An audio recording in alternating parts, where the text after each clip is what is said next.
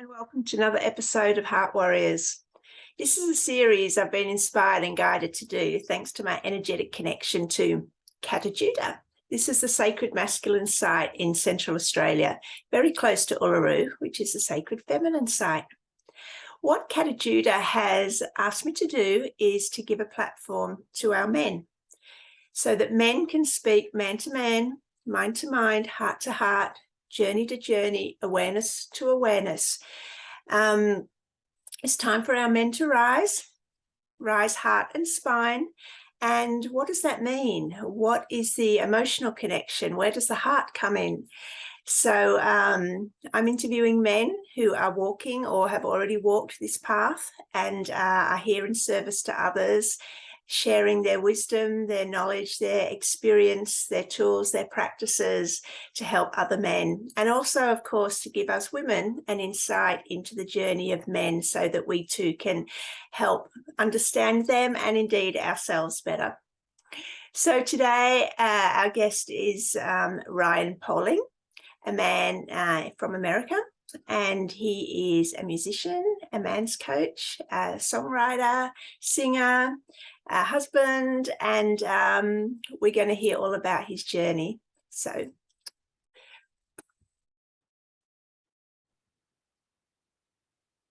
Ryan POLING, welcome to Heart Warriors. Hi, Gemma. Thanks so much for having me. Oh, my pleasure. Whereabout in the States are you? I'm in Westmoreland, New Hampshire, which is the lower west side of the state. Oh, nice one. Okay, so you've named your episode The Road to Kingship. I have two questions there. One, would you call yourself a king? And two, what is your definition of a king in this day and age? Okay, so answer to question number one is yes, humbly saying that. And a definition of a king for me in this day and age is autonomy and control of oneself. It's not about controlling all these other things outside of you or even thinking that you can. It's about knowing who you are in the world and reflecting love that you give yourself to those around you, and basically being a master of your own domain. Yeah, I love that. So let's go back to your younger years and see how you got to this point. Can you take us back to a point in your childhood where you were having challenges and talk about how you overcame them? Sure.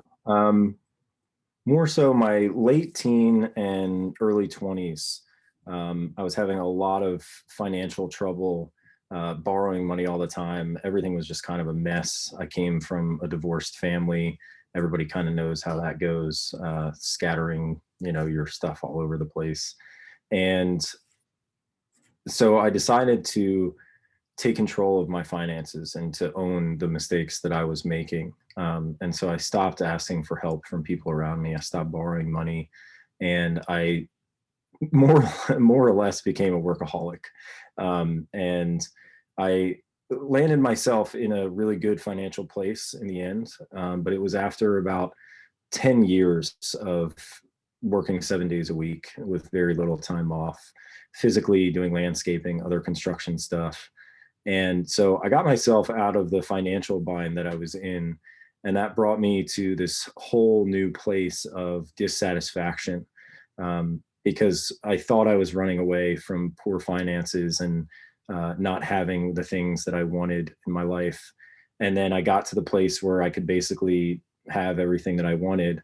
And I did. And I was so unhappy, so unsatisfied with what I was doing. I still felt this huge sense of this burden that I was carrying. And that kind of answers your question of how I overcame that challenge. And I'll see if you have another question after that. Oh, yeah. You will. So, I will. We've got an hour and a half. So I want to go back. Can you describe that feeling of having it all seemingly financially, but needing something more inside? What does that feel like for a man? Can you articulate that emotionally? Yeah, so it was just this kind of feeling of emptiness and dissatisfaction is a really great way to say it, which I said earlier. Um, it was no matter what I had, I had a brand new truck. After I had spent all those years working, I started to get into this work and I bought a house and I thought, moving out of state would solve all my problems. But there was just this huge empty void inside of me that I was trying to fill. And I filled it with all these big things, right? Like everybody wants a brand new truck, everyone wants a beautiful house in the mountains. And that hole was still there. And it really just felt like there was nothing that I could do to satisfy this burning inside me, this feeling of emptiness, this lack of purpose and meaning in this life. And after working 10 years 7 days a week, basically it was like, man, like, when is am I supposed to do this my whole life? Is that what's finally going to get me where I want to be? And it was just a huge lack of peace in my life. Everything was a problem. Nothing seemed to solve the problems, no matter what I did.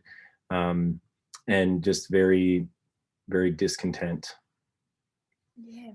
So from your personal and professional experience, where does that conditioning come from, a man? Like, can you remember your earliest years? Is that what you wanted for yourself? The big house, the new truck, the fancy toys? Or did that come in sometime during your childhood? I think it was implanted in me from my father, to just because he came from parents that lived through the Great Depression, and their whole thing was, we know what it's like to have absolutely nothing, so we're going to spend our entire lives making sure that doesn't happen again, which is kind of a fear-based way to operate. And so I think a lot of the need for financial stability and security comes from, I think, the innate masculine qualities of provision and protection. Having those kinds of resources does give you a sense, and in actuality, some security. Um, but I think it was, I wanted to be a musician when I was younger. I was in a rock band ever since I was 16. That was my passion. And my dad just kept beating into my head, get a job, get a job, get a real job, get some finances behind you, get your shit together, that kind of a thing. And so I think it was really years and years of him uh, telling me, like, and I also noticed my father, he had deeper sense of peace in his life than I did. And so I think that when I was younger and more mature, I kind of equated that sense of peace to the financial security that he developed in his life. Um, and I also think that another part of it is, I grew up with parents that had very little as well. And like their parents before them, it was rare for us to get a pizza, once a month, or go out for Chinese food once a month. And so it was very, very simple. And they were always fighting about bills. And I kind of made it my mission to not have to live that way, not have to go to the grocery store, counting pennies on my bill and putting back things that I wanted that I, felt I couldn't afford. I didn't want to live like that. Um, so yeah, I think it was definitely implanted for me from my father, and then my own experiences of lack, of not having enough. It was just that immaturity in me that thought that attaining that would alleviate all the other issues that I had in my life. Yeah, because that's what um, corporations would like us to believe, right? So we keep on buying and we keep on getting in debt. If there was a young man, a 16-year-old watching this, who wanted to be a musician, and his father is telling him, go out and get a real job, what would you say to him? Well, knowing what I know now about the music business, see, I did it all for the wrong reasons back then. I was very immature. I was trying to be a famous musician to get fans, to get attention, to have fame, and basically to validate my existence here.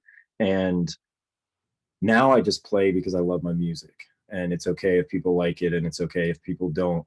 Um, I think the biggest thing that I would tell a 16-year-old is, do it for the right reasons. Ask yourself, why do you really want this? Is it because you have something to give to the world? Is it because you have a gift? Is it because people need to hear your music and you truly feel that way?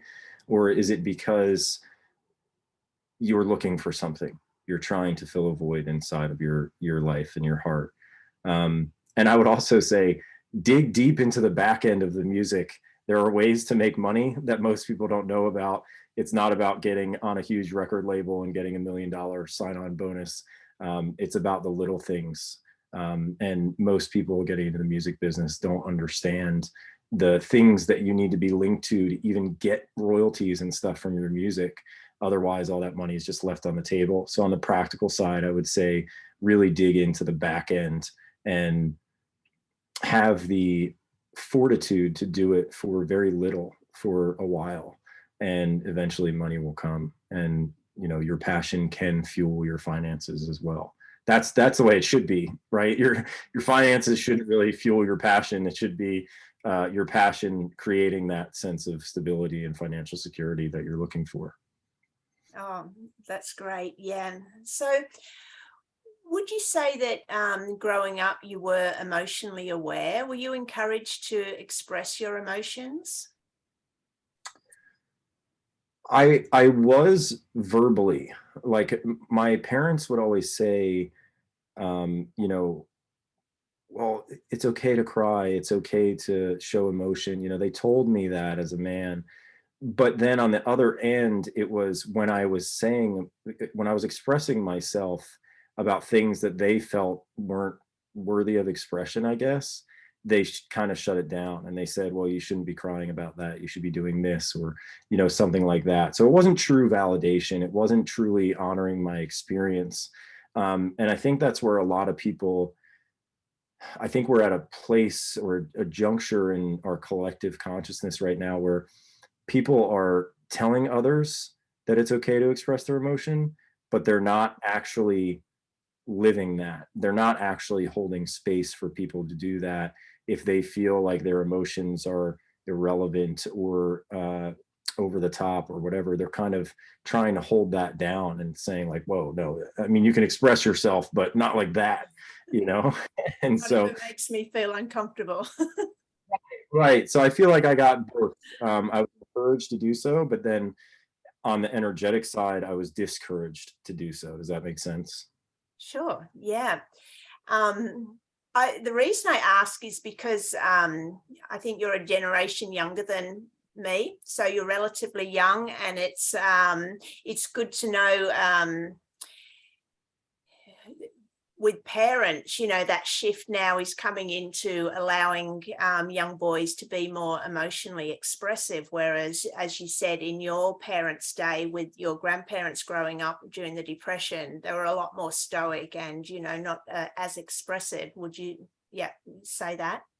Yeah, there's no time for that. A man has his mission. A man has to provide for his family. If we start getting into our emotions, then that's going to ruin everything. And we need to be more serious than that. And I just think that's a bunch of bull.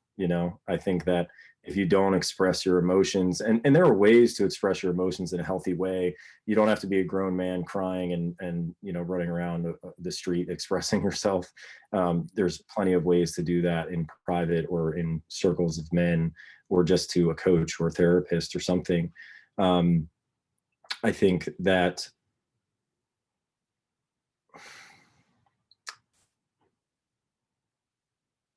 expression is one form of the emotion, but I believe that you can express and not actually feel it, not actually know where it's coming from, right? Like there's a lot of young people that have a punching bag and they're expressing their anger through this punching bag, but they're not consciously thinking or feeling into what they're actually expressing. They don't know what that anger is about. They haven't sat with themselves in silence to really know where that anger is. Like a recent way that I found to express my anger and frustrations is chopping wood. I have a wood stove. It's great exercise. It's good for a lot of things.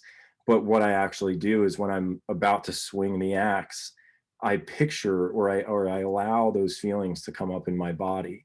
And I look at that piece of wood that I'm about to split, and I'm intentionally thinking about that anger that I want to express, where it's coming from, where it's stemming from. And I think that that is something in our society today. There's a whole lot of emotional expression, but a lot of people don't even know where it's coming from. And so I think that that is a little bit dangerous, as far as the effects of that could be a little bit dangerous. It's like running across country with having no idea where you're going, right? Like you don't plan your stops, you don't plan where you're going to get food, you just go, you have no direction, you don't even know why you're doing it, you're just kind of doing it. So I think that expressing is one side, but actually sitting and feeling into the deeper layers of that is the more important part. So, Ryan, can you take us through that? If a man has never, with awareness, come into sitting with his emotions, and, you know, there's probably men watching this that are a few decades older than you as well. So it's good to get your perspective as to how does a man do that? How does a man start feeling to heal? Because would you agree that is the only healing path? I mean, there's lots of ways once you're on that path, but the emotional awareness of coming into the heart and feeling is imperative, right? Yeah, I think it starts with connecting with your body, because that's where all your emotions are stored. Your body holds the trauma of the years past. And a lot of men think through their emotions. They're like, oh, I'm feeling angry about this or that, but they have no idea where it's coming from in their body. And so, what I do with clients to try to get them to feel emotions is not even ask them to identify what the emotion is, whether it's anger, sadness, grief, uh, lethargy, depression.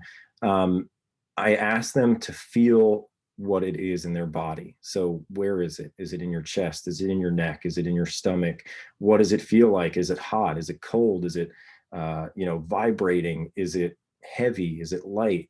Things like that. And I think that that can start to it brings your mind, which is a tool, which we're often consumed by the mind. It brings your mind and uses it as a tool to get into your body, right? You can think and then feel into your body about where those emotions are coming from. And if you sit long enough and you observe without putting any names on anything, without judging yourself, especially, you can get to the bottom of where your emotions are actually coming from. And it may be something that happened 30, 40, 50, 60 years ago that you never actually processed. Someone could have died that was very close to you, and you had all these other obligations and people that didn't support you, and they were just like, oh, I'm sorry, but hey, you got to get back to work. And all that stuff gets locked in our body. So sitting and just feeling what your body's feeling is a great starting point to actually getting into those emotions. Yeah, I love that. That really resonates. So, okay, so the man's sitting there and he's starting to feel the awareness of his body, and he's feeling anger, grief, guilt, shame. Where does he go from there? What does he do with those emotions? Yeah, so there's a deeper layer to feeling, and this is kind of something that I don't want to say it needs to be worked through with somebody else, but it really, really helps to do this with a guide, with someone who can ask you questions as you're in there. A very, very aware and very radically honest person can do this with themselves, but those people are kind of in short supply, and it's very hard to do this on your own. Um, when I work with men, I'll ask them questions, when they identify what the feeling is in their body, when they identify if it's grief, if it's anger, if it's guilt, if it's shame, then we go even deeper into, okay, what was the situation? What was a past situation where you felt this guilt or anger or shame? And most of the time, a memory will come up. And a lot of the time, it's in somewhere in childhood. And so we'll call in their 5 or 6 or 7 year old child, and we'll ask them what the situation was. And then we'll go into that situation with an outside perspective. So, kind of watching it from the outside, watching this little boy go into whatever situation is coming up, and we'll feel into how that little boy is feeling. And this is where a lot of the emotion starts to actually come out. A lot of men will actually start to tear up, or they will get angry. Um, that's kind of how we get in there, is we're going into your subconscious mind through the body into your past experiences and figuring out where the root of this thing is. And it could be many, many different things. I mean, people have been traumatized in so many different ways over so many years, that it could be, you could feel shame around 1,000 different situations in your body's memory.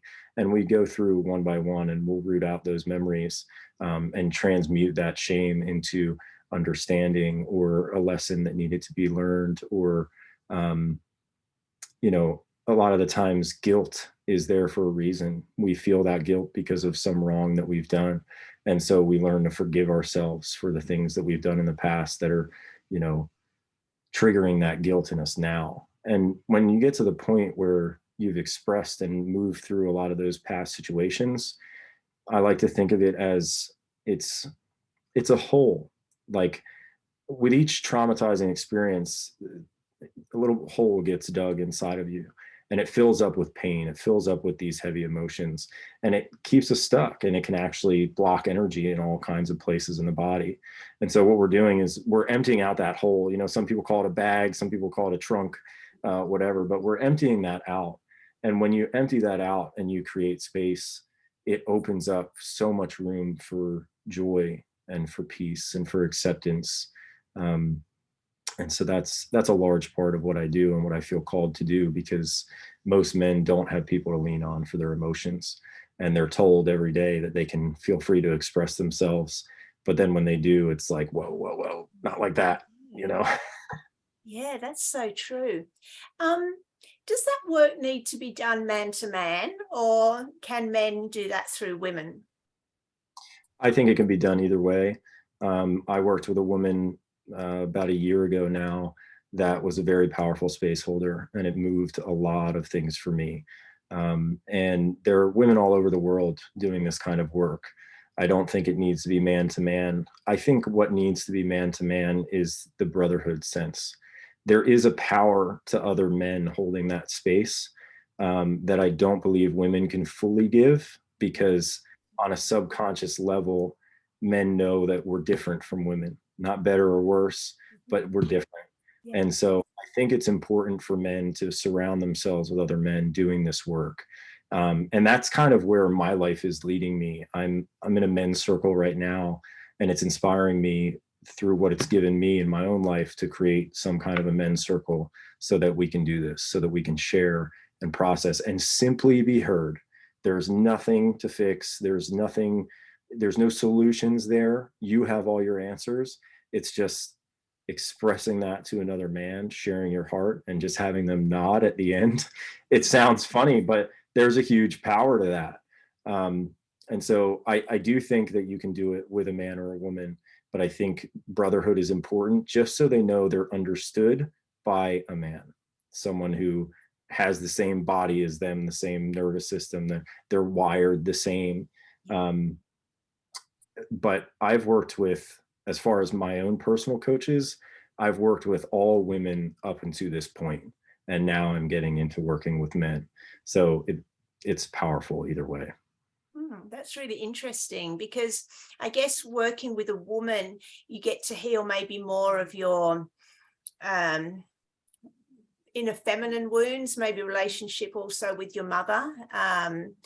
Where does that come in? Where does the masculine feminine balance come into a emotionally healed man?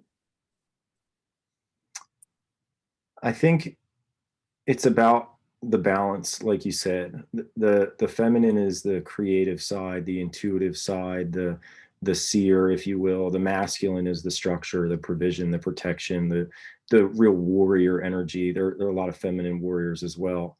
Um, but we're all total beings, and I'm in the polarity space. I love talking about polarity in relationships, what it can do for your sex life, stuff like that. But we're all total beings. We all have masculine and feminine qualities inside of us, some more towards one side or the other. But it's about developing that relationship with both parts of yourself. A man can be very, very structured, very masculine, have his finances in order, all that stuff, just like I did. But if he's not allowing his creative side to come out and to play, you know, our inner child wants to play, and our inner child is the feminine. And so if we're not allowing that side of us to be expressed, we're holding down a whole part of ourselves. And then we have all this guilt about that to ourselves, and the shame of holding ourselves down, not letting our inner child play. And we don't realize what that does to us over the years, you know. And then we project that onto others when we feel like we don't have this sense of freedom in relationship, or at work or whatever. It's actually, a lot of the time, it's us holding ourselves down, and we're bitter about that. And so then we spew that out into the outside world. So for me, it was like I was very, very masculine, very structured, very disciplined, very, uh, you know, career focused for a long time. And then that hole that I was telling you about, that sense of deep unfulfillment, just kind of took over.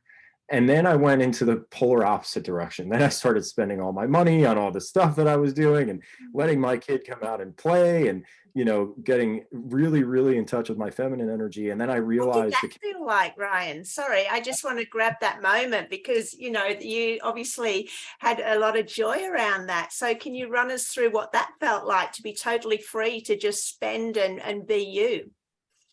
yeah, it was really amazing. I mean, I spent, in that period of time, I probably spent like $100,000 on every experience I could get my hands on. Not like skydiving, but spiritual experiences. Okay. Um, I did a 4 day and 4 night vision quest out in the wilderness in Washington with a Lakota tribe. There's no food and no water. I Wow. invested coach after coach. I bought all this music stuff. I started playing music all the time. I was traveling. You know, it was amazing. It was a beautiful place to be. And a lot of people feel that, you know, a lot of people, when they start to touch on that place and they've denied themselves that their entire life, it's like, oh my God, you know, like, let's do everything. And then I got to a point though where I realized, like, oh, okay, I'm running out of money.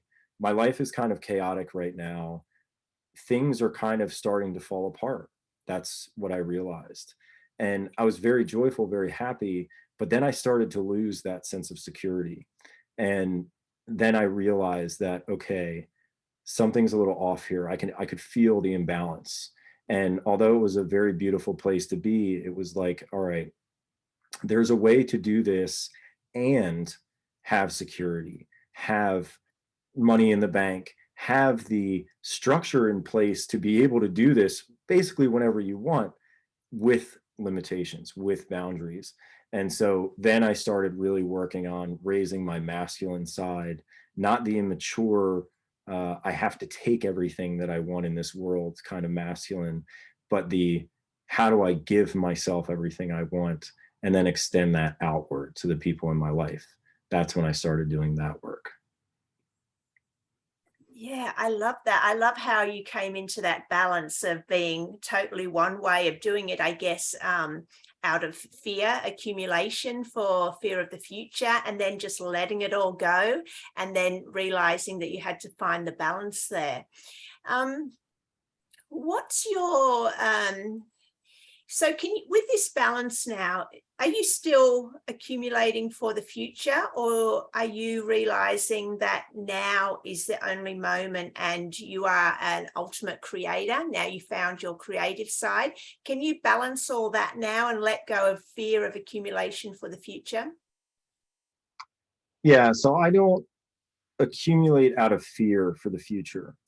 I do think that it's practical to plan for the future with being unattached to your plans. So what I mean by that is I have all these plans, right? And a lot of the stuff that I want to do, I want to build a retreat center and a venue here on my property in New Hampshire.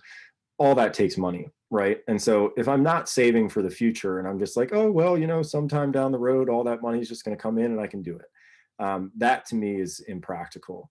Sometimes that happens. You know, I know people that inherited a absolutely stunning property of like 100 acres and a beautiful home. Um, but I think that part of being a king is knowing that the prosperity of tomorrow does depend on what you do today.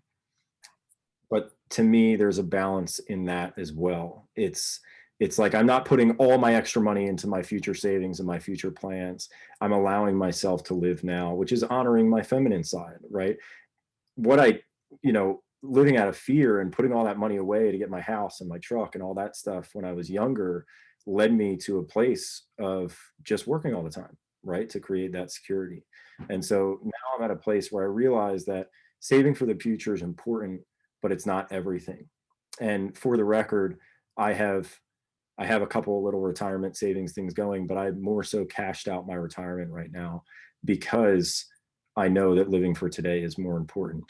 Um, but it's not everything. And I think that that is a little imbalanced perspective that a lot of people have. And then they end up in hot water because they're so in the now, which is all we ever have, right?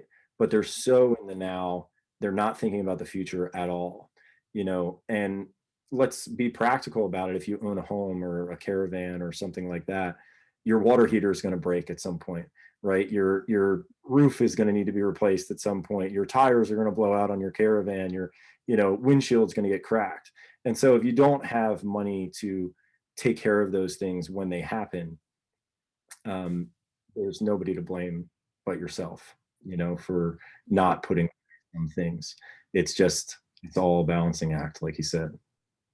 Wow. I love how you brought up about living in the now. And I'd like to explore that a bit for people that are maybe hearing this concept and not understanding what it is. Like, to live in the now. What does that mean for you, Ryan?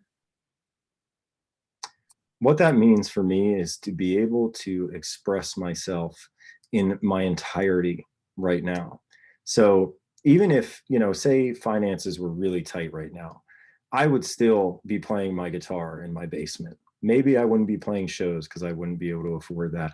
Maybe I wouldn't be going out and buying new musical equipment, but I would be making the time to play in my passion. And that's where that need for validation versus doing it because you love it is pivotal. Because if I needed the validation, well, I would probably sink myself into debt trying to play shows and get famous versus being totally happy to just play and be in my kid in my basement.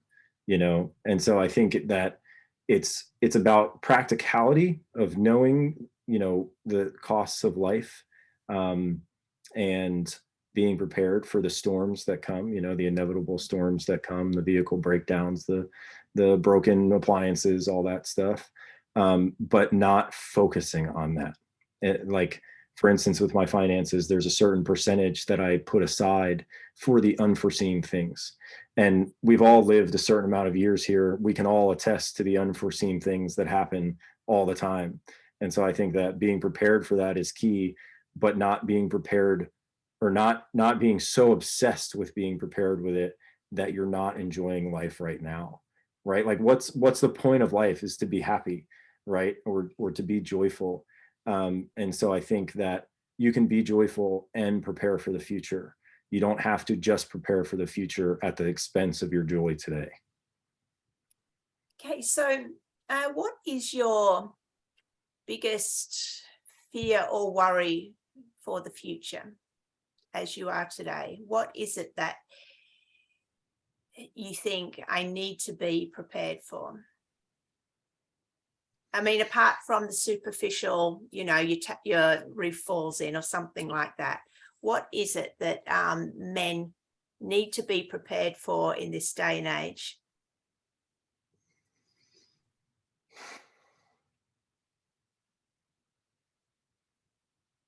I can't say that I really have a big fear, um, because I'm pretty confident with the way that I operate. And, of course, there's like all the stuff out there, the conspiracy theories, we're all going to run out of food, supply chain issues, everything's going to shut down, all that stuff. Um, but again, I think if you do it in a balanced way and you just slowly prepare, just slowly, gather some things that'll be useful in a time like that, then there's no reason to be afraid. I was afraid a little bit of, um, where everything is right now, as far as I think collectively, a lot of men and women are in that kind of airy fairy space of like, oh, it's all about right now. And they're expressing themselves beautifully, but they're not doing it in a very grounded way. And so for a little while, I was like, oh man, this is going to be a disaster.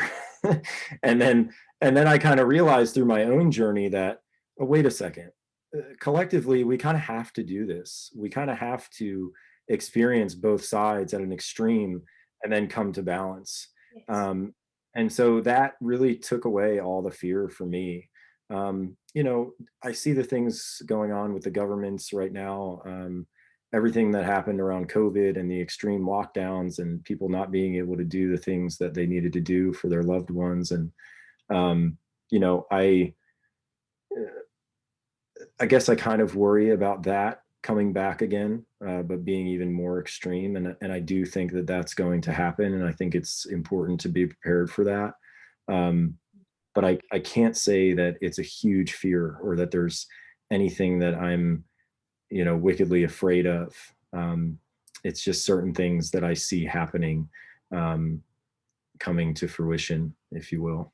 Yeah. No, I love that. I wanted to understand that because a lot of men do live in fear of the future. So you've obviously reached a place where you're in a lovely balance that, you're aware of future possibilities, but you're not going to attach to giving them worry or fear. So what advice do you have for men who do spend a lot of time worried about the future?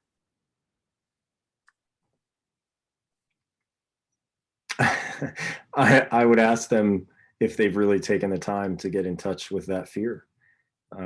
If they've really sat with that fear and asked themselves where it's truly coming from. Because that, again, my fear of being financially unstable was from when my parents were unstable, and then where I felt it in my life. And I went to this extreme of that's never going to happen again, and I'm going to make sure of it. And then I lost all my joy in that mission. And so I would ask them to sit with that fear and where it's really coming from. Like I said, I'm prepared. I constantly prepare for things like that. It's just out of practicality, not fear. And that's a very different place, because even when you're preparing for something that you can see happening, a strong possibility of another shutdown or, really having supply chain problems or something, you can do so from a state of abundance. Like, hey, we have a lot, we're going to take a little bit of that a lot that we have and we're going to put it towards this in case this happens, versus, all right, we got a lot, we got to spend all this right now on provisions and whatever else we need for the future. It's a much more balanced way of doing things.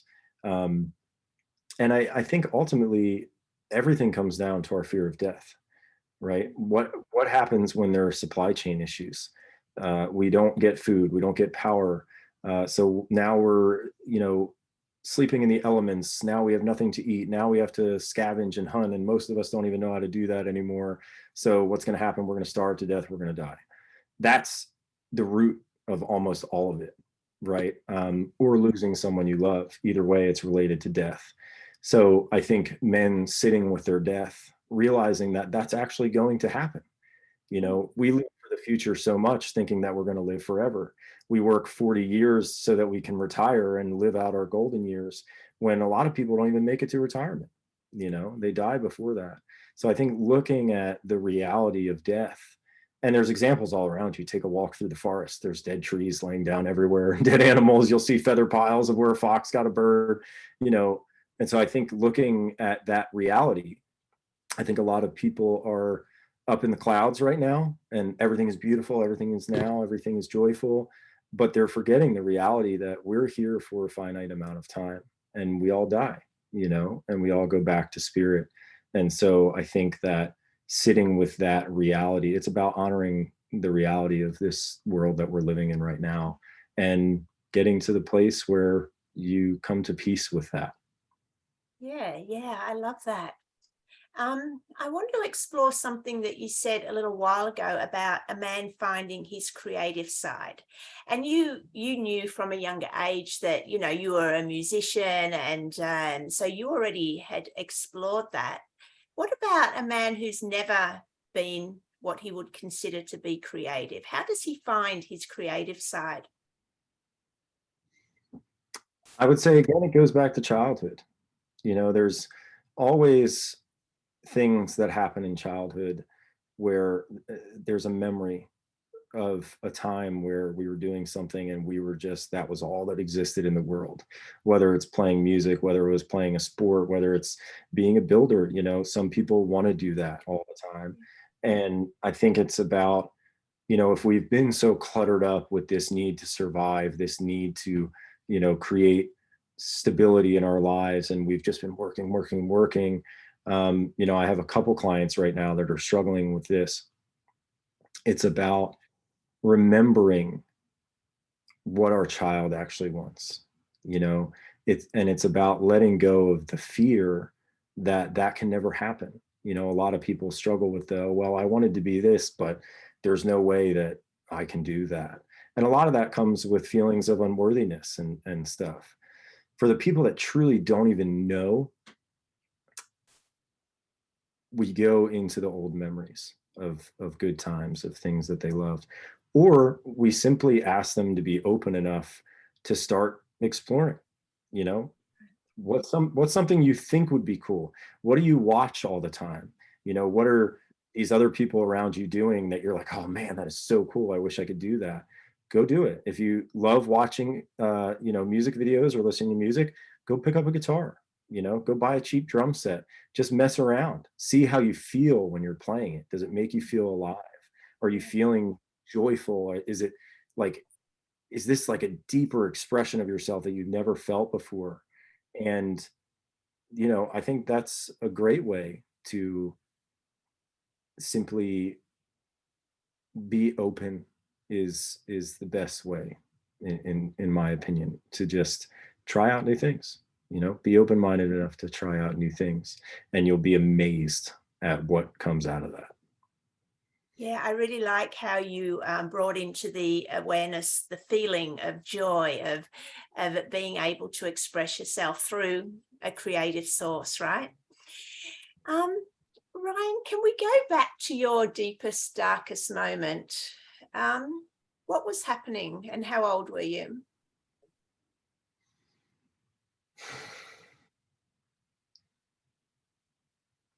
My deepest, darkest moment actually happened not that long ago. It was about 2 years ago now, maybe even a little bit less. No, it was about 2 years ago now, where I was working with that woman I told you about earlier, and I was going through her coaching program, and it just seemed like everything was coming down on me. I had a toothache that was like, it sounds small, but it was like someone was hitting me in the side of the head with a sledgehammer every time I took a bite of food. I I broke my ankle at work, which was excruciatingly painful, and I was having a lot of problems with the current relationship that I was in. And at that time, I was a massive overgiver because of an abandonment wound that I had. And so I would overgive, and I had this constant resentment towards this woman that I was with. And ultimately, we both caused the relationship to end. And so I had this toothache and this broken ankle, and my relationship just ended. And I sat with myself for about 4 days in my house, and I was crying and I was feeling all of this stuff and going into, you know, more or less just expressing the emotion, not really understanding where it was coming from. I knew I had this breakup and I knew I was physically in pain, but there was a very little awareness there. And then after 4 days of sitting in my house alone with myself, I was like, I need a break. This is exhausting. So my break was to go to the bar and get some drinks. And so I did that. And I came home. I took a taxi, by the way. I came home and tried to go up my stairs on my crutches, and I got to the top of my stairs and my crutches slipped and I fell down to the bottom of my stairs, putting a body-sized hole in the wall. And I immediately broke down. My leg cast broke that was on my ankle, and I sat at the bottom of my stairs for I don't even know how long. It was a couple hours, and I just wept. Um, and in that experience of weeping at the bottom of my stairs and all of this stuff that had been happening to me, I realized that it was happening for me. to get me to see the deeper things that were under the surface. And when I was experiencing all of that emotion that I experienced for the next few days after that, but this intense 3-4 hours, I started to feel my mother's pain of never being told that she was loved by her mother. I started to feel my grandmother's pain of being abused by her mother her entire life. I started to feel my father's pain of expressing all of his deepest needs and desires to his father, and his father completely rejecting him. And so I went back and I just had this awareness come to me that everything that I was experiencing in that moment, this breakup even that was caused by the abandonment wounds that I had, all of that pain I was feeling was caused by trauma, you know, and things left undealt with. My mother didn't deal with her stuff. Her mother didn't deal with her stuff. That's why she put it all on my mother.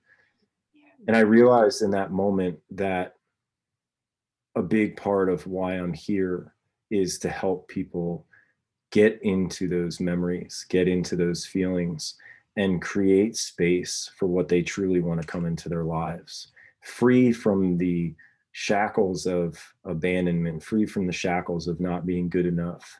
And so I made that my mission, you know, and I finished that coaching program, and I came out of that a completely different man, because I had allowed that hole, that bucket inside of me filled with pain, to empty out. And you know, we all go through things all the time. There's going to be more traumas that I go through in this lifetime. And so it's a never ending process. But when I allowed myself to feel that and really went in with my mind to understand why I was feeling that way, it was like, oh my God, this is so much bigger than me. And this is where it stops. You know, this is where I'm drawing the line for my family, so that I don't continue to do these things to my children or my grandchildren, or, you know, everything you do has a ripple in your life to the people around you. So, yeah, that was a huge turning point in my life. So let's go back to those moments of you had terrible toothache, broken ankle, fallen down the stairs. What's your, like, was that just random, or did a higher power put you in that position, in your opinion? I believe that it was the effects of my causes. So every choice that I made, all the undealt with emotions that I was going through, like I broke my ankle at work because I angrily hopped over a fence because the job site was closed and I had to use the bathroom. And I did it so fast and without thinking about it that I landed on the other side of the fence and broke my ankle, right? The toothache, that was probably divine intervention. And you know, the lost relationship, a lot of that was my doing because of the wounds that I had had, and that I didn't deal with, that I didn't go into, that I didn't make the time for. And so I think it was my higher self saying, hey man, this is it. This is where you stop living a lie. This is where your heart is going to come out. And you need to feel this pain so that you can have empathy for others who are feeling this pain and they don't even realize it. And so, yeah, I think it absolutely happened for me from my higher self, from the source, from God, whatever you want to call it. It was absolute divine intervention. Was that a point of surrender? Yes. And part of the program that I was in, there was an exercise to get on your knees and to open your arms and just tell God, what do you want from me? I am completely yours. And in that moment, after crying all that, I did that. And then I cried a lot more. and you know, that was actually when the awareness came to me of my mother's pain, my grandmother's pain, and it just unlocked uh, this huge, I don't even know what to call it, empathy inside of me for other people. It really opened my heart to a lot of things. but that was it. That it was in that moment of surrender of like, okay, I realize that all of this is my doing and I don't know what I'm doing anymore. So tell me what you want me to do. Because that's a pivotal shift, isn't it? From, like, what do you say to men who are in a chaotic situation, but they're blaming their job and they're blaming their partner and they're blaming their relatives and they're blaming everyone else?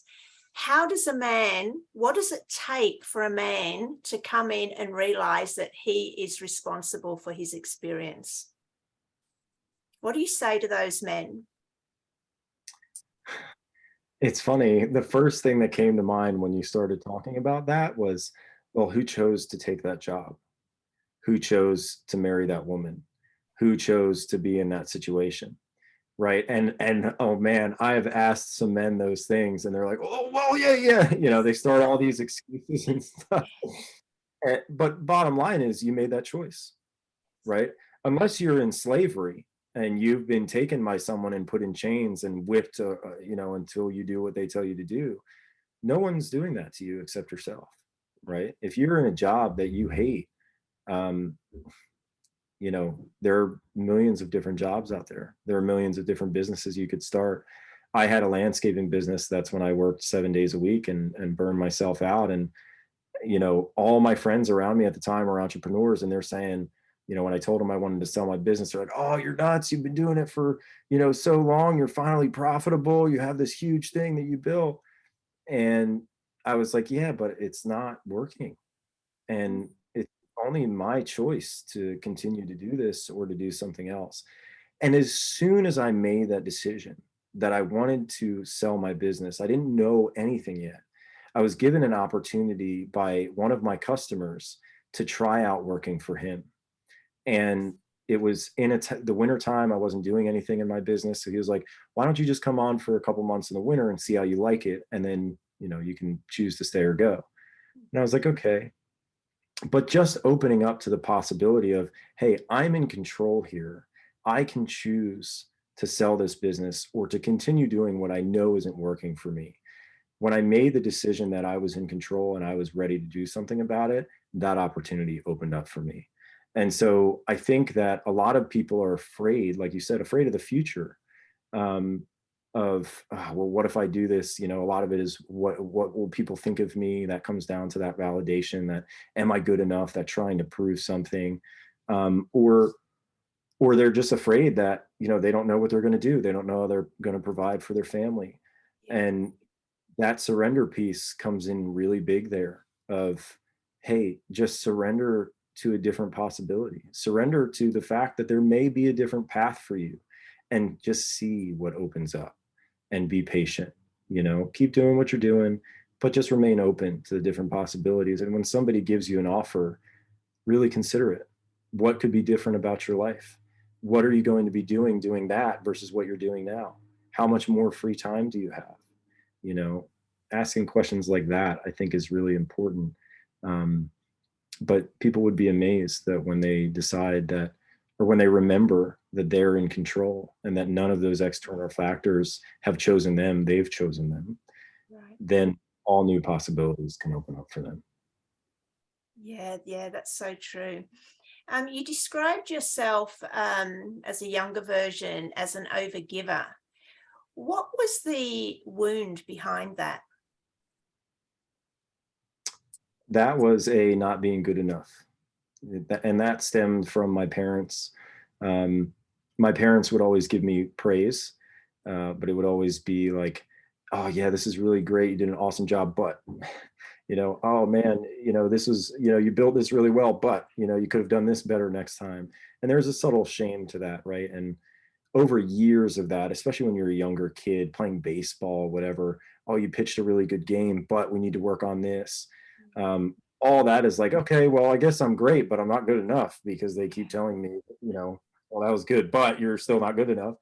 Um, and so, and I think there's still some of that I'm working through in my life. The more we get into our consciousness, the more blind spots that come about, the more our egos really start to get cleverer and cleverer with hiding these things from us, because they keep us where we're at, which is in a, you know, safe place, which is kind of ironic because the safe place is often what's killing us slowly.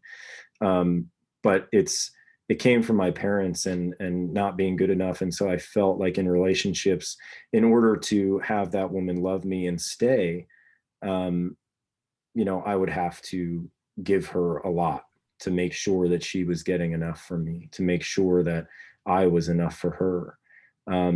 And I think another part of it stems from my best friend died in a sudden car accident when I was 18. And he was really my only friend at the time that truly accepted me for who I was. And so that was a big thing. And so it was like, okay, people that love me leave, you know, whether they die or they move away or whatever, people that love me leave. So I'll try my best to give them everything that they need to stay in my life. And when I really faced that, I was like, holy shit. Like, how many friendships did I have that were simply because that person was getting more from me, you know, or Sorry, Ryan, do you mean in a financial sense that you were giving materialistically? with women, mostly, yes. With friendships, it was about time. It was about doing everything when it was convenient for them versus when it was convenient for me. You know, honoring myself has been a learning process just with my time. You know, do I want to respond to this right now, or should I respond to it tomorrow when I have a more free schedule? Things like that. Before it was like, oh, you're fine. Just put yourself on the back burner, make sure they're okay, make sure they're getting what they need. And you know, when I came face to face with that, I realized how many connections in my life weren't even really serving me. It was just I wanted to feel good enough from them because I respected them, but they really didn't serve me in any way that was healthy. And so that led to a pretty lonely road of losing a lot of people in my life. And then again, it creates space for different people to come in.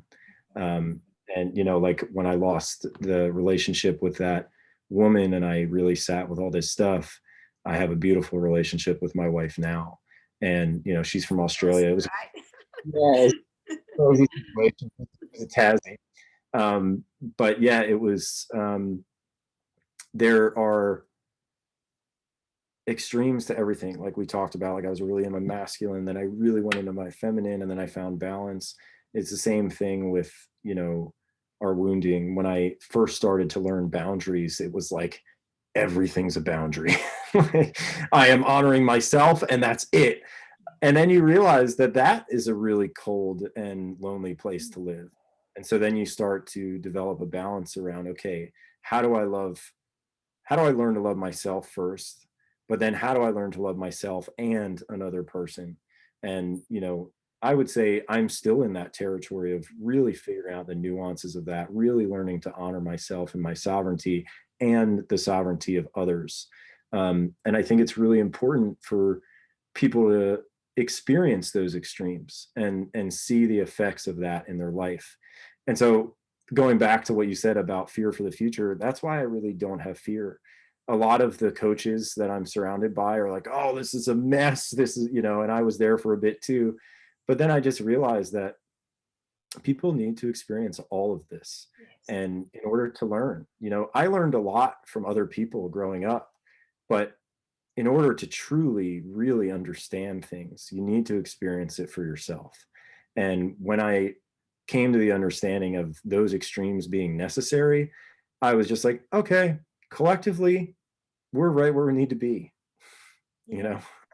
Yeah, I love that because I totally agree with that too. And you can only really see it in retrospect, but it's a great place to be able to understand that every experience comes to us as an opportunity for growth. I love what you said about self-honor because I'm very big into that too, through my awareness journey. What does that mean for a man? What are when you say you, Ryan, you honor yourself, what does that mean? So I believe that we are here to reflect the love and provision and protection that we receive from above. I know I've been through a lot of crazy things in my life, but I was always held there. And when I go back into those experiences, I understand that all of that served a purpose. And like you said before, every experience is an opportunity for growth. And so, what I mean in honoring ourselves is pouring from a full cup, right? If we're constantly giving to others and we're not looking after ourselves, we're going to burn out. If you're not, I picture yourself as a cup of water. If you're not pouring from one end while you're pouring out of the other, you're going to run out of water pretty quickly.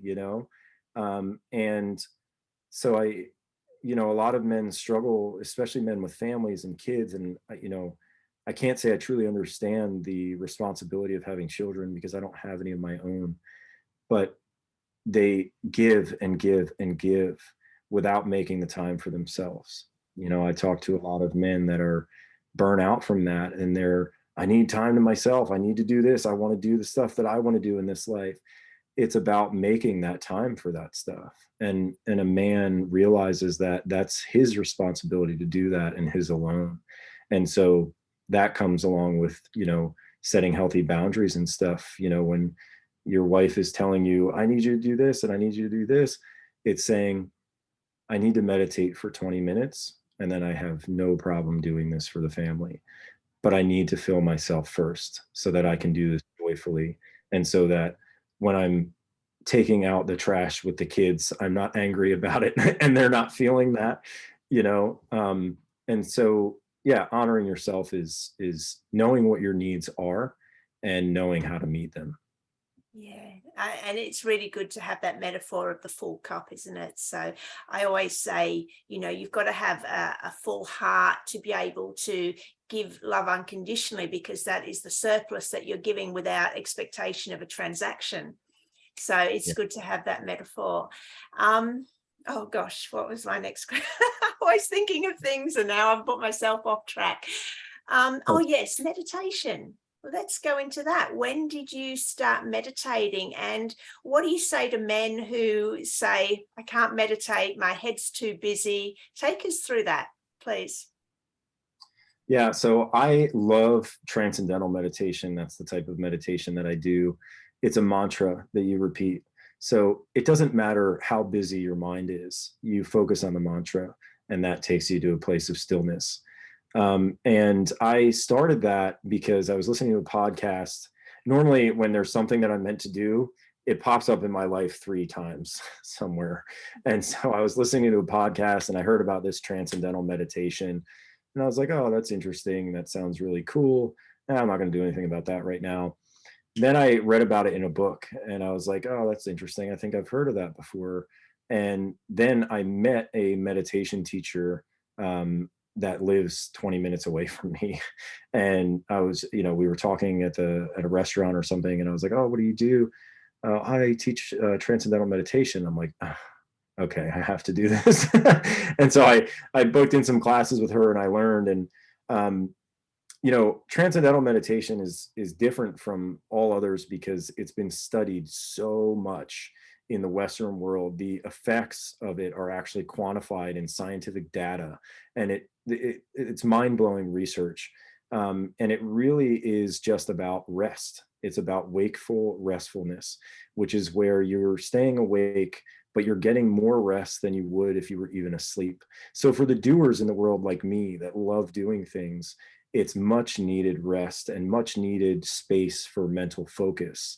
And I would say to men that say their mind is too busy or that they just think too much and they can't sit still enough, there's 2 parts to that. There's one, your mind is very active, and meditation can actually help with that. It's just uncomfortable in the beginning. And if you learn meditation, they'll teach you, hey, if you can only sit for 5 minutes, just sit for 6. Or if you can only sit for 10 minutes, sit for 11. And it becomes easier. And then there's a cumulative effect to that.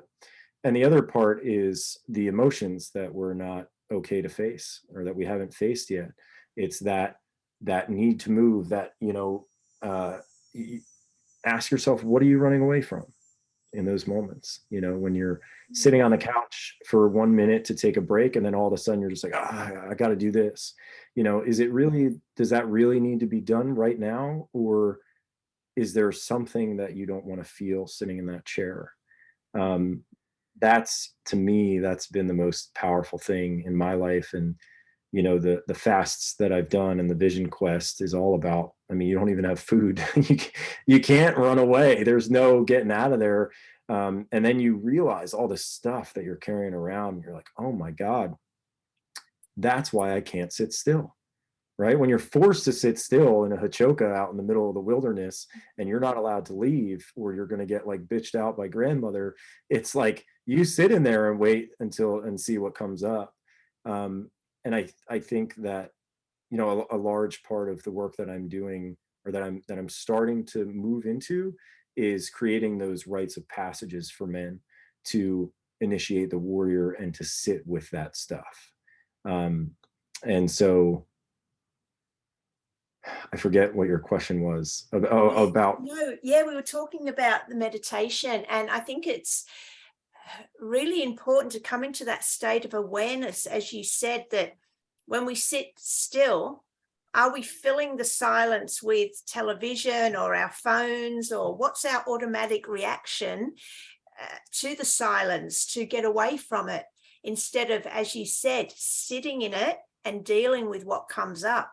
Is that like really important for men to come into awareness with? Yeah, and it's not even necessarily dealing with what comes up. It's just noticing, starting there, and just paying attention to what's coming up without a judgmental lens on it. Like, oh, I shouldn't be feeling this, or I think just noticing what comes up is really important, and a lot can happen just from that. If you're sitting with yourself and you have all these pictures of your loved ones dying or something, it's like, oh, that's interesting. I'm sitting here, and what's coming up for me right now is all this fear of my loved ones being taken away from me. And then you can go deeper from there, but a lot of that is just creating awareness to who you are right now, and that's where everything begins, is with awareness. If you don't know where you're at, you have no power to change it. Love it. Ryan, you mentioned you were one of the things you were really interested in and was polarity, masculine, feminine polarity. For men watching this that have got no idea what you're talking about, can you explain that man to man, please? Sure. Could you ask me a little bit more of a specific question of what you want to know about it? Okay. All right. So what does masculine, feminine polarity mean? And does a man have to sit at one end of the spectrum to be to make it work? Like, how does that balance, that harmony come in to fit into every man? Like men who, like, we're aware of it because it's, we're sort of in that community. But for some men that are hearing this for the first time, okay, well, what is masculine, feminine polarity? Yeah, it's a good question. So first, I would address, how does it work for every man? It would be completely different for every man. But the general concept would be, the man holds the structure, the security, the stability, the frame for what happens. And he creates a container for the chaos of the feminine. So the creativity, the intuition, like I said, when I was getting into all these things that I was, really all about, a man's role in that, say his woman has all these ideas of things she wants to do. It's about, okay, let's structure this so we can actually do it, and we don't run out of resources in the process. It's bringing that structure and stability into a relationship. And it's something that men, I believe, are wired for. Our nervous systems are wired for it. Women are wired to be intuitive, to be creative, to flow, to embrace the beauty of life. We are meant to contain that in a way that is generative, in a way that can sustain itself. If there was no structure to this world, it would just burn itself up, right? Like, if there was just a wildfire going and the world was covered in trees, it would just all burn. But there's structure to things. There's trees in some places and no trees in others. There is a perfect harmony to this world that is created through masculine structure, you know. And I think that a lot of men have lived too much in their masculine, that they're burnout, and they're, you know, doing what I did, which is going way to the other side and losing all container, and then they're losing everything in their life. And you're seeing this play out in women feeling they need to take on the masculine role. You know, there's a lot of women walking around like with huger muscles than most men, and their bodies aren't really meant to do that. And it's not a, you know, better or worse thing. It's just what we're created to do, right? The feminine receives, the masculine penetrates. It's that kind of a thing. So I think the best way to describe masculine feminine polarity is being more in your natural state. Women embracing the flow, the creativity, the intuition, men embracing the structure, the stability, the protection, the provision, and bringing that into your relationship so that your woman can rest. But that being said, a lot of men take that as, all right, I just need to be structured and stable and, you know, create security for my relationship. But they deny their feminine. The container that they set for their relationship is also the container that they set for themselves, to let their own inner child come out and play, to be able to, if they are playing music or playing a sport or whatever, to just let go and to have fun. And they are responsible for creating that container for themselves, just like a woman is responsible for creating her own container with the different things that she's going on in her life. I think it can be very powerful for a man to take mostly the masculine role in a relationship and a woman to take mostly the feminine role. That takes an incredible amount of trust in one another. You know, Eleni and I, she has to trust that I'm good with money, that I'm good with scheduling, that I, you know, and I have to show her that I'm better at her with that. And her intuition has proven time and time again to be stronger than mine. And so I've learned to trust her in that. And I trust her wisdom, and I, you know, counsel her when different things are going on in our lives. So it's about developing trust, but mostly just being in your most natural state. I love it. What is your highest value as the man you are today?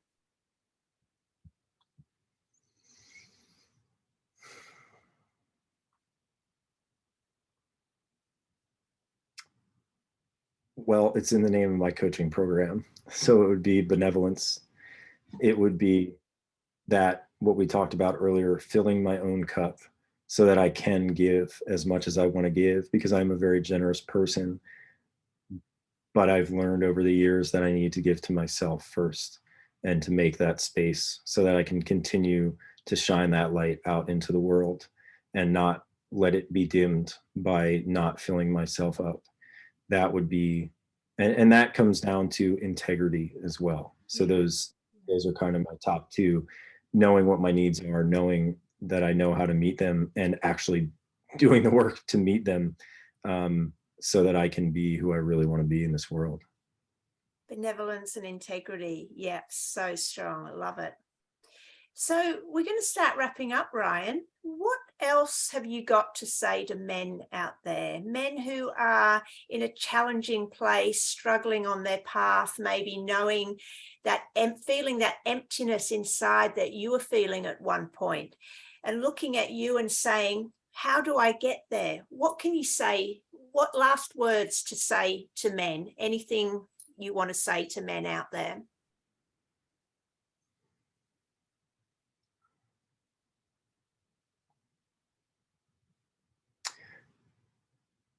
Whatever your fear is, know that there is an equal or greater amount of courage available to you inside to overcome that fear and to do what it is you actually want to do, and to be open enough to seeing that aspect in yourself and using it to conquer whatever it is that you want to conquer. Love it. Ryan, where can people find you? People can find me on Facebook as Ryan POLING. I also have a page called The Benevolent Man, and my band is called Full Shine, FOOL Shine. It's about letting the fool come out and play, the kid, you know. And that our website for the band is www.fullshine.com. They can check out all our music and stuff there. And if they want to connect about coaching, or just to connect with me, or if they're interested in creating a men's circle program with me, you know, they can hit me up on Facebook and just send me a message and, you know, tell me that they listened to this episode and it inspired them, and we'll go from there. And I'll put those links in the description.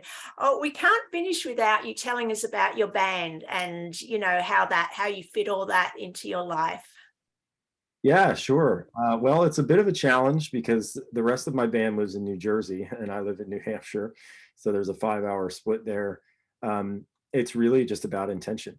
You know, I've made this a huge priority in my life because it is where my kid can come out and play. And it's, you know, all the songs that I write are written from these deep experiences that I've had and the wisdom that I have to share now because of them. And so I know the world needs to hear this music. Whether they choose to listen or not is irrelevant. I just know it needs to be played. And so it's really one of the main things I do for fun. And I make that time for myself to have that fun. And eventually it will probably end up being my career. But it comes back to that integrity and that making the time for what you choose to do in this life. And I did find you on Spotify, so you can find Full Shine on there. And I also can't finish without acknowledging an amazing poem you wrote for your wife that I saw on your feed the other day. And as a poet myself, and I did comment that I rarely, very rarely, intentionally don't read other people's poetry because I want mine to come from a space of purity, with no outside influence other than inner experience. But the first 2 lines grabbed me and I read it, and it was the same energy that I know when I'm writing is coming from divine source through the heart. So that was such a beautiful poem. Would you like to share that with us to finish off? Sure. I just have to pull that up real quick. Yeah, sorry to put you on the spot there, but I'd love to hear it in your energy as well, knowing that it was written for your wife, name Eleanor? Sorry. Eleni. Elaine, sorry, Elaine. Eleni. Eleni, sorry. Yeah. That's okay. It's a Greek name. Yeah, and this poem really did come from, and this poem actually inspired me to write a book along the same lines of this poem.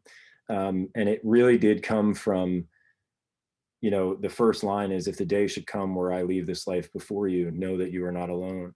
It's from the divine high masculine to the divine high feminine. If I leave, some other man that embodies integrity and the masculine qualities of this life will come to take my place. And it's a beckoning call for her to be open to that expression of the divine coming into her life, not me, Ryan, as a person, but the divine masculine as a whole. So here it is. And thank you for giving me an opportunity to share this. If the day should come where I leave before you, know that you are not alone. For in the throes of pain inside you, I will always be your home. Cherish every moment, beloved, and with grace continue on. Know that you are held so tightly in this space where I have gone. If I should leave before you do, know that I will come again. In whatever form that may be open to my expression. For I am always just right here. Rest and know that you are strong. Do not weep for me, my dear, for to I you will always belong. I promise I will always hold. I promise I will remain true. When death has turned this body cold, know that I am you. Know that you are held within, and so without my presence beside, the love we share cannot be broken. This truth we will oblige. I want you in your open heart. I want you in your tender state. So look up to the sky above and remember this I say. I am with you in the stormy sea, and I will hold you close. Rest inside this sacred safety and flower as the rose.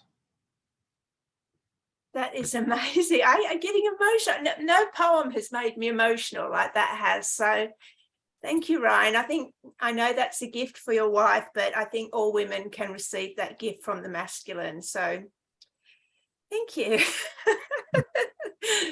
I'll wrap up the video now.